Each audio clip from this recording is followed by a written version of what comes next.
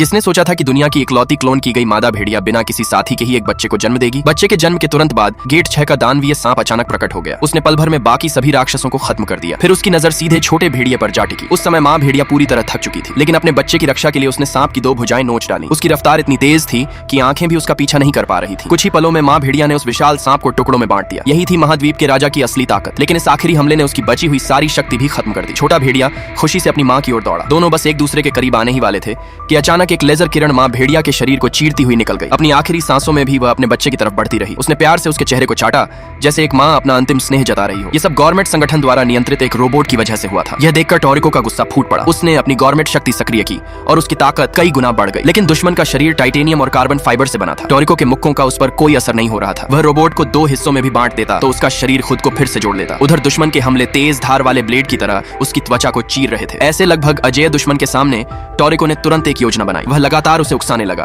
ताकि दुश्मन बार बार अपने लेजर हथियारों का इस्तेमाल करे। फिर टोरिको ने अपनी सारी ताकत हथेलियों में इकट्ठा की और जोरदार हमला किया। उसका वार सीधे दुश्मन की सबसे कमजोर जगह पर लगा। हमले से दुश्मन का सिर उड़ गया, लेकिन इस प्रक्रिया में टोरिको का बायां हाथ भी बुरी तरह घायल हो गया। फिर भी दुश्मन हार मानने को तैयार नहीं था। वह टोरिको को अपने साथ खत्म करना चाहता था। तभी सही समय पर निदेशक ने लेजर तोप चलाने का आदेश दे दिया। अनगिनत लेजर किरणों ने एक साथ दुश्मन पर हमला किया और आखिरकार उसे पूरी तरह नष्ट कर दिया। कुछ देर बाद गर्म धूप फिर से धरती पर फैल गई। माँ भेड़िया अब इस दुनिया में नहीं थी, लेकिन वह अंत तक एक सच्चे राजा की तरह खड़ी रही। छोटा भेड़िया सांप का एक टुकड़ा उठाकर टोरिको के पास लाया, मानो अपनी माँ का बदला लेने के लिए धन्यवाद दे रहा हो। टोरिको ने उसे अपनी बाहों में उठा लिया और उसी पल से इंसान और भेड़िए के बीच एक गहरा रिश्ता बन गया।